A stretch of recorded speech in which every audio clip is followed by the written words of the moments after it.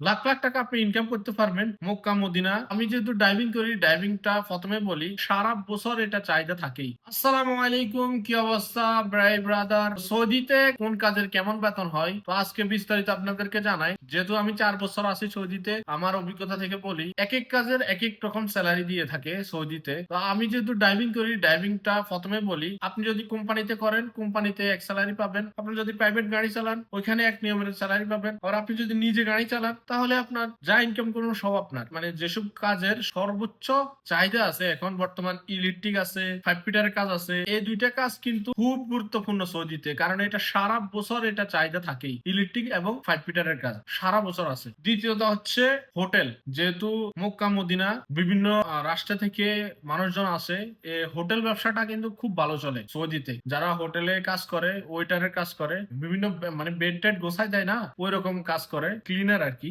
কোম্পানিতে বেশিরভাগ বিষয় হয় আর কি, কোম্পানিতে এসব বিষয়গুলো পাওয়া যায়। বেশিরভাগ স্যালারি একটু কম হয়, সর্বোচ্চ 1500 রিয়াল। আর ডাইভিং এর ক্ষেত্রে বলি, ডাইভিং হচ্ছে আপনি কোম্পানিতে করলে সর্বোচ্চ আপনাকে 2000 রিয়াল বেতন ধরবে। এবং ফাইভ এইট কারো যদি ঘরে চাকরি করেন, ওই ক্ষেত্রেও আপনার কারো 1800, কারো 2000 এরকম ভিতরে ধরে। আর আপনি যদি গাড়ি চালান, গাড়ি চালালে আপনি 4-5 হাজার ইনকাম করতে পারেন। কিন্তু সব মিলে আমি আগের ভিডিও দিছি, ওইখানে দেখলে আপনি বিস্তারিত বুঝতে পারবেন। 5 থেকে 6 হাজার রিয়াল ইনকাম করা যায়। কিন্তু সব মিলে খরচ বাদ দিয়ে দেখেন যে আমি এর আগে ভিডিও দিছি, আপনি ওই ভিডিও দেখলে সম্পূর্ণ বুঝতে পারবেন যে নিজের গাড়ি কিনে চালালে কত খরচ এবং কি কত ইনকাম হয়। সবকিছু আমি আগের ভিডিওতে বলে দিয়েছি। হোটেল ভিত্তিক কাজগুলো কিন্তু কোম্পানিতে পাওয়া যায়। এই হচ্ছে অবস্থা সৌদিতে।